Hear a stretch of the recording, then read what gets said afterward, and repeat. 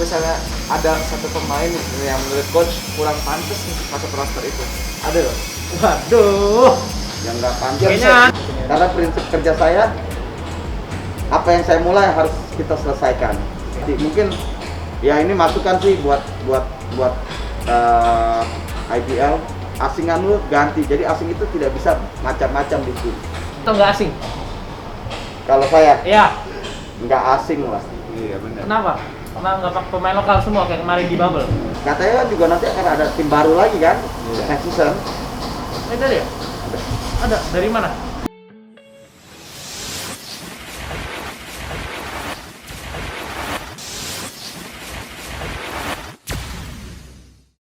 Tapi kalau gue mau nanya nih kok, kalau misalkan tadi kan pertanyaannya mau bawa siapa ke roster timnas itu.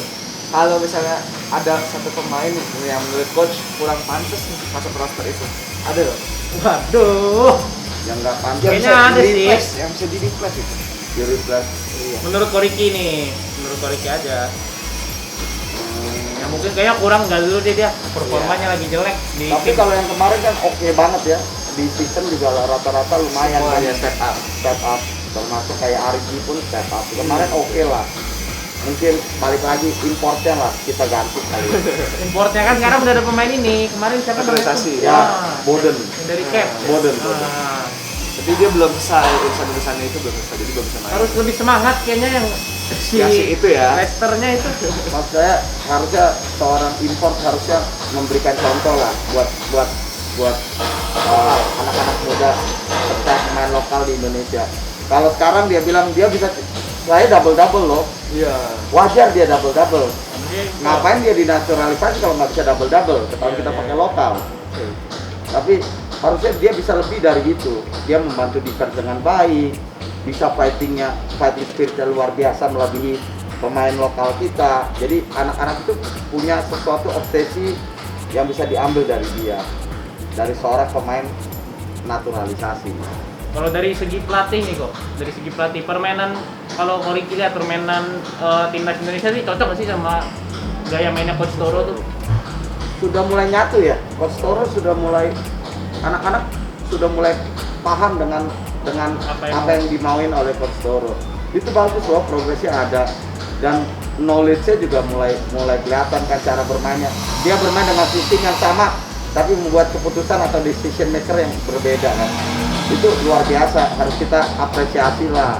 Banyak kemajuan kok di timnas. Banyak ya? Kalau orang bilang, wah timnas begini, belum tentu kalau beliau yang megang kan bisa seperti ini juga. Iya. Kita balikin lah. Jangan lihat hasilnya aja ya. Jangan seperti netizen lah yang selalu benar. Tapi kalau kita ada di dalamnya mungkin pasti berbeda. Dengan kayak gini improve, pemainnya bisa punya knowledge. It's okay lah, itu sesuatu yang bagus loh. Gitu. Luar biasa lah. Dan dari hasil kayak kita lawan Filipina kemarin lumayan lah. Lumayan. Not bad. Bisa ngelawan ngimbangin terakhir ya, walaupun Filipina pakai pemain muda ya. Pakai tim ketiganya ya. Karena ada satu pemain yang namanya Tamayo itu bermain di Asian School Game 2018, ketemu waktu itu saya sempat megang jadi asisten pelatih di Asian School Game, ketemu saya, itu Tamayo ada di situ dan ternyata udah ke timnas senior. Maksud saya harusnya kita harus siapin lah Jenjangnya. Iya. Jadi sekarang nih jenjangnya masih belum sebagus itu dari bawah. Ya, maksudnya timnas kayak Filipina aja berani udah mulai nurunin pemain mudanya kan. Itu kemarin 2018 dia bermain di Semarang ada loh, Tamayo itu, dan juara. Emang kita kalah jauh, Indonesia hampir setengah botol. Gitu, apa sih ada. Gitu. Tapi ternyata udah di senior dan bermain di posisi 3. Pas di junior dia bermain di posisi 4. Itu luar biasa. Ya maksud saya harus diberikan trust lah. Kalau nggak pemain muda, mau siapa lagi yang bermain ke depan? Apalagi 2023 kan? Iya. Kok kalau lihat dari Coach Toro permainannya, gaya mainnya kan kayak gitu. Waktu itu sempat nonton tapak dulu kan pasti kan. Ya. Kalau dilihat dibandingin Coach Toro atau Coach Gibi, bagusan mana? Kalau karakter mungkin karena Coach Gibi muda jadi berapi-api, semangat luar biasa. Mirip Koriki ya.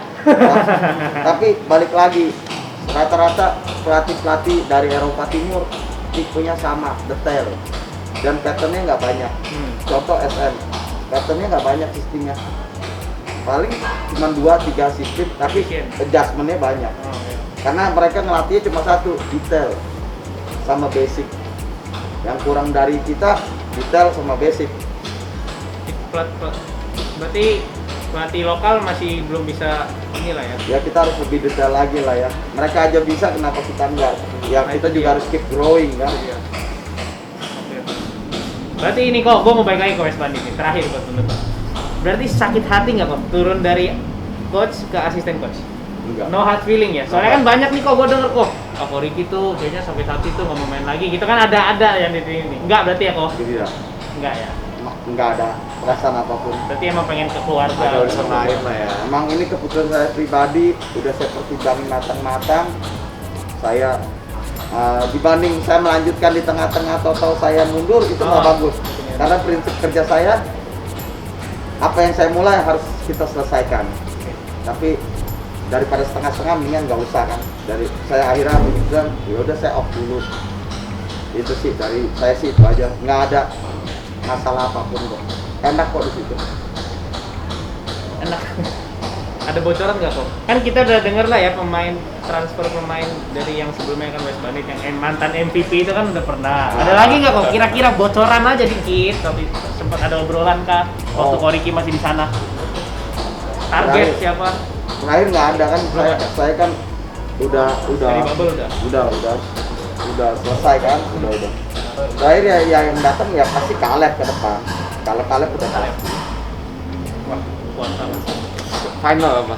Bisa lah, final. Kalau pakai asing atau nggak asing? Kalau saya Iya. nggak asing lah. Iya benar. Kenapa? Karena nggak pakai pemain lokal semua kayak kemarin di bubble. Pemain kita bisa lebih banyak berkembang dengan minute play yang lebih banyak ya. Kalau asing balik lagi, kalau polanya ke asing terus pemain Iya. kita nggak akan berkembang. Setuju sih. Tapi kan gini kok, kadang karena ada asing pemain kita jadi lebih berkembang. Maksudnya dari latihannya kah, dari cara permainannya kah.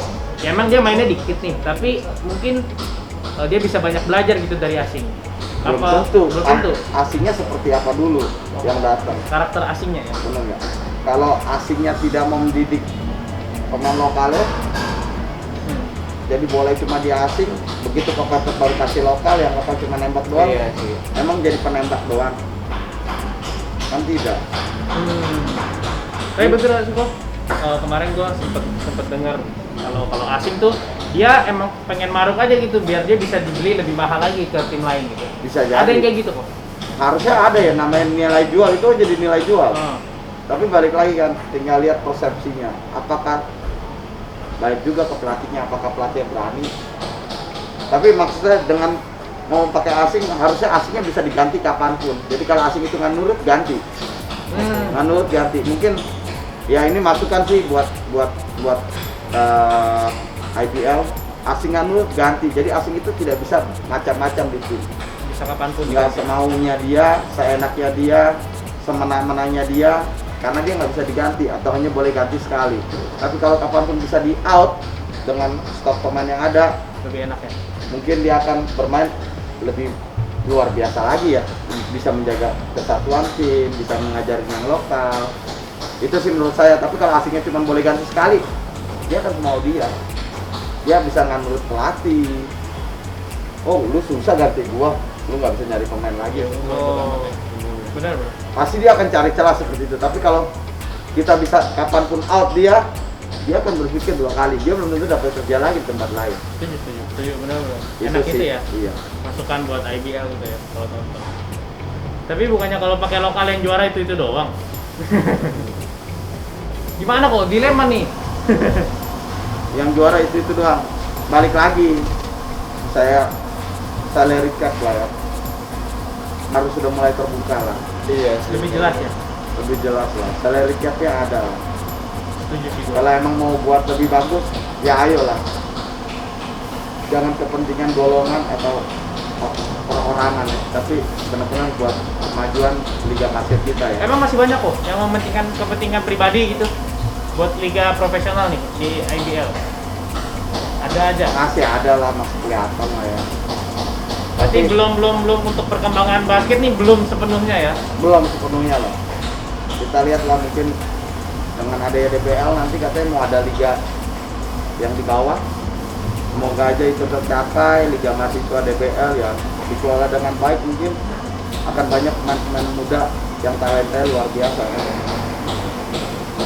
Berarti itu, biar nggak juaranya itu lagi ya.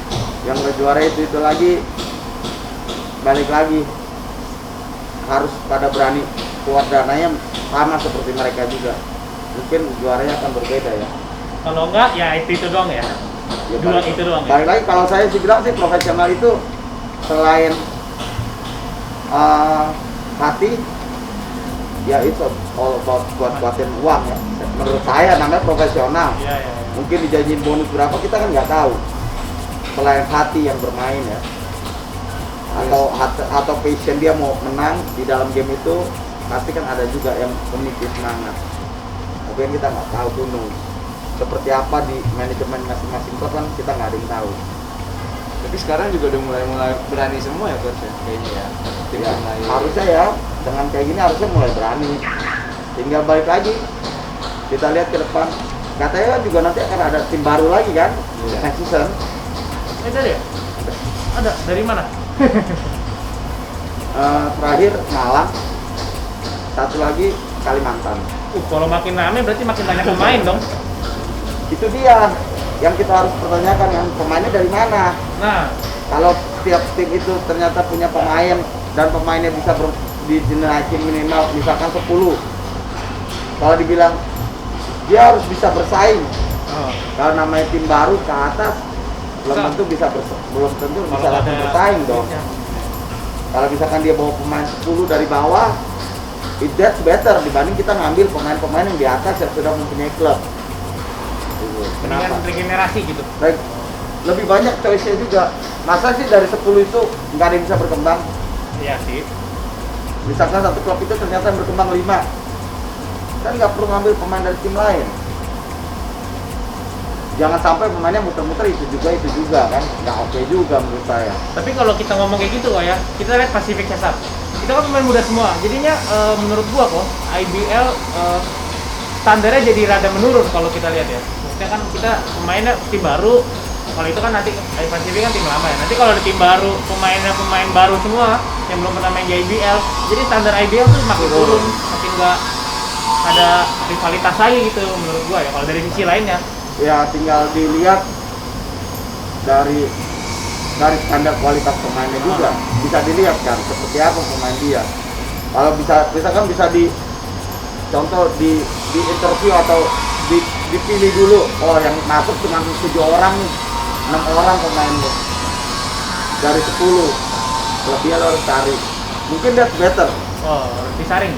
disaring, ya enggak? Begitu maksudnya biar basket berkembang banget lah, biar jadi industri lah, suatu saat jadi industri besar di Indonesia lah. Amin lah, amin. Oke lah Ko Riki, thank you banget obrolannya, seru banget. Jangan lupa stay safe kok, stay safe, jaga kesehatan terus. Ditunggu lagi balik ke IBL-nya. Amin. Sukses buat keluarganya, sehat-sehat terus Ko Riki, thank you. Tim M jangan lupa like, comment dan subscribe ya. Stay safe Tim M, thank you. Bye.